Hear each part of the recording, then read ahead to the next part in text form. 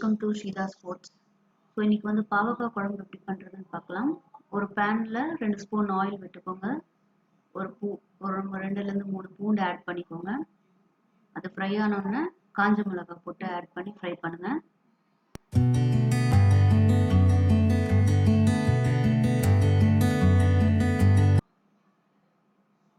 அதுக்கப்புறம் சின்ன வெங்காயம் ஆட் பண்ணி அதையும் நல்லா சாட் பண்ணுங்கள்.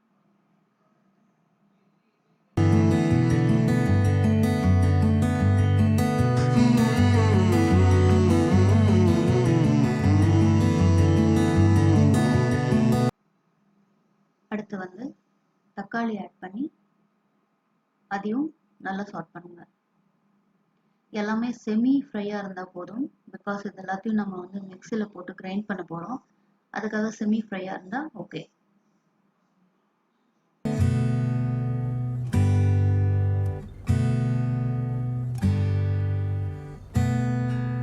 ஸோ இந்த அளவு இருந்தால் போதும்.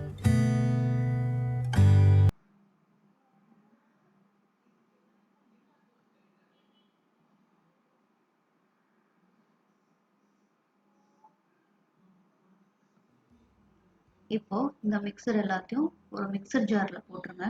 நம்ம ஃப்ரை பண்ண எல்லாத்தையும் மிக்சர் ஜாரில் ஆட் பண்ணிக்கோங்க. மிக்சர் ஜாரில் இன்னும் ஒரு சில ஐட்டம்ஸ் ஆட் பண்ணணும். ஒரு ஸ்பூன் சோம்பு, கொஞ்சம் மஞ்சள் தூள்,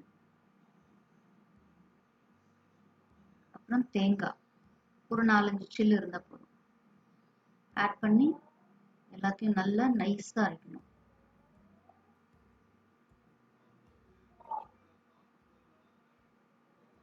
இந்த மாதிரி நைஸாக அரைச்சி எடுத்து வச்சிருங்க. நெக்ஸ்ட் ஒரு பேன் வச்சுட்டு ஒரு 4 ஸ்பூன் ஆயில் ஆட் பண்ணிக்கோங்க. ஆட் பண்ணிவிட்டு பாவக்காய் வந்து நல்லா கட் பண்ணி வச்சுக்கோங்க.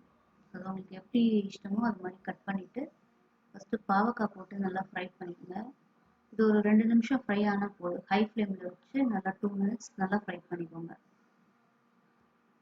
ஸோ இப்படி ஃப்ரை பண்ணும்போது என்னென்னா பாவக்காயில் இருக்க கசப்பு தன்மை போயிடும். அதிகமாக தெரியாது குழம்புல. ஸோ அதுக்காக ஃப்ரை பண்ணுறது.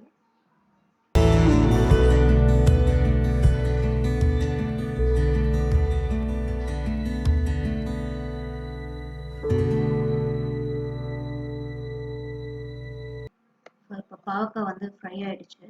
ஸோ அதை வந்து தனியாக எடுத்து வச்சுக்கோங்க.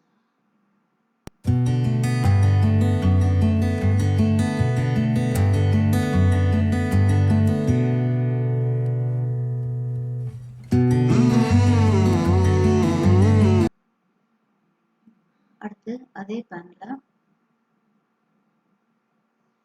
கொஞ்சம் கடுகு ஆட் பண்ணிக்கோங்க. கடுகு பொரிஞ்ச உடனே கொஞ்சம் கார்லிக், பூண்டு ஆட் பண்ணிக்கோங்க. அப்புறம் பச்சை மிளகாய். இது ரெண்டும் நல்லா ஃப்ரை ஆனதுக்கப்புறம் கட் பண்ணி வச்சிருக்கிற பெரிய வெங்காயம் அதையும் ஆட் பண்ணி நல்லா சாட் பண்ணுங்க.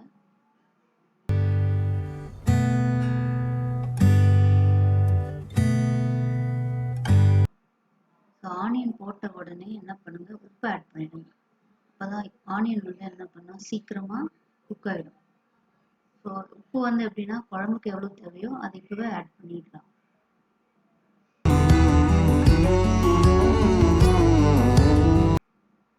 அடுத்தது ஒரு ஸ்பூன் ஜீரகம் அதை ஆட் பண்ணி நல்லா சாட் பண்ணிக்கோங்க.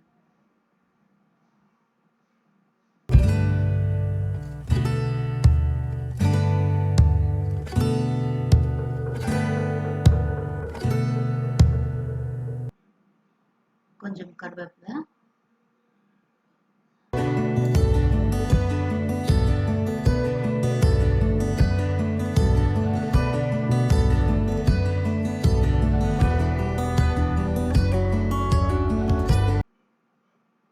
அடுத்து தக்காளி,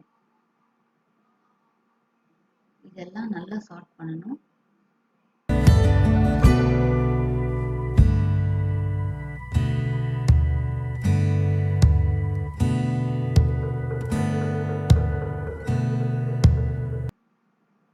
இது எல்லாமே வந்து நல்லா ஃபுல்லாக குக் ஆகிடணும். இப்போ ஒரு ஸ்பூன் மஞ்சள் தூள், கொஞ்சம் பெருங்காயத்தூள், அடுத்து வந்து சாம்பார் பவுடர் இல்லைன்னா குழம்பு மிளகாத்தூள், வீட்டில் இருக்கிற நம்ம ரெகுலராக யூஸ் பண்ணுற பவுடர், அதை ஆட் பண்ணி நல்லா சார்ட் பண்ணிக்கோங்க.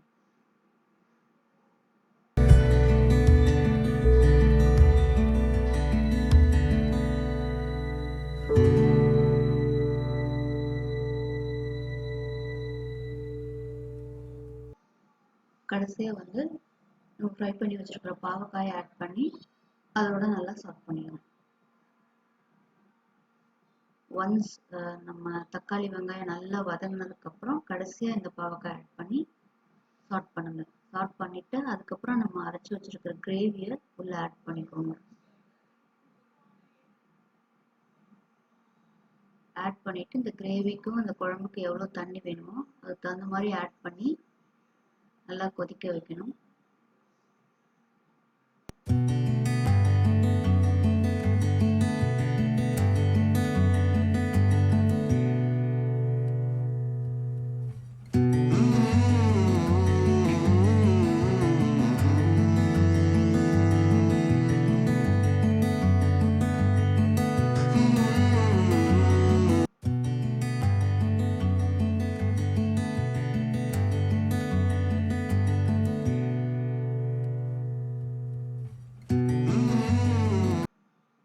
பார்த்தீங்கன்னா இந்த கிரேவிக்கு தேவையான அளவு தண்ணி ஆட் பண்ணிட்டோம்.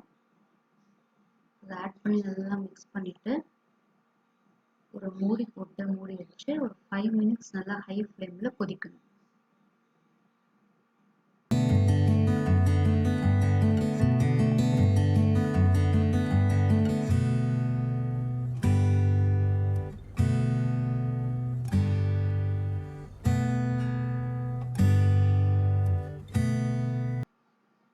இப்போ 5 நிமிஷம் கழிச்சு இந்த லிட் ஓப்பன் பண்ணிக்கோங்க. இப்போ நான் என்ன பண்ணுறேன்னா கொஞ்சம் காலிஃப்ளவர் ஆட் பண்ண போகிறேன்.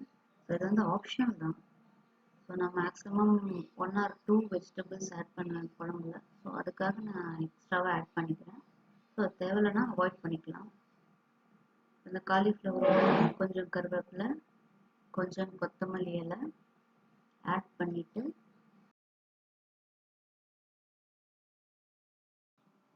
இப்போ இதெல்லாம் ஆட் பண்ணிவிட்டு எகெயின் ஒரு 5 மினிட்ஸ் வந்து நல்லா ஹை ஃப்ளேமில் நல்லா கொதிக்கணும். ஸோ மேக்ஸிமம் ஒரு 10 நிமிஷம் கொதிச்சாலே போதும், குழம்பு ரெடி ஆகிடும்.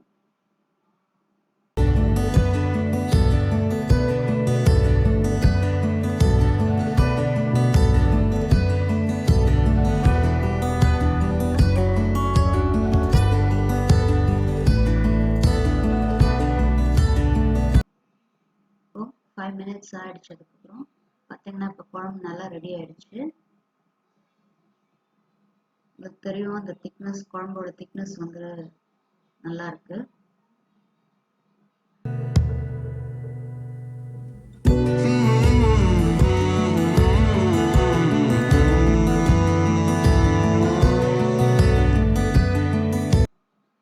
இப்போ பார்த்தீங்கன்னா குழம்புல வந்துட்டு எண்ணெய் எல்லாம் பிரிஞ்சு வருது, நீங்கள் பார்க்கலாம். ஸோ அவ்வளோதான், நம்ம பாவக்காய் குழம்பு ரெடி ஆகிடுச்சு. அவ்வளோதான், இதை வந்து ட்ரான்ஸ்ஃபர் பண்ணிக்கலாம் ஒரு பவுலுக்கு. ஸோ இந்த மாதிரி குழம்பு உங்கள் வீட்டில் செஞ்சு பாருங்கள். டெஃபினட்டாக இந்த ரெசிபி உங்களுக்கு பிடிக்கும்னு நினைக்கிறேன். ஸோ பிடிச்சிருந்தா கண்டிப்பாக ஸ்ரீதாஸ் ஃபுட்ஸ்க்கு வந்து சப்ஸ்கிரைப் பண்ணுங்கள், ஷேர் பண்ணுங்கள். மேலும் உங்களோட ஃப்ரெண்ட்ஸ் எல்லாருக்கும் இதை ஷேர் பண்ணுங்கள். ஆனால் மறக்காமல் ஸோ இந்த ரெசிபி எப்படி இருக்குங்கிறத கமெண்ட் பண்ணுங்கள் வீட்டில் செஞ்சு பார்த்துட்டு. தேங்க்ஸ் ஃபார் வாட்சிங்.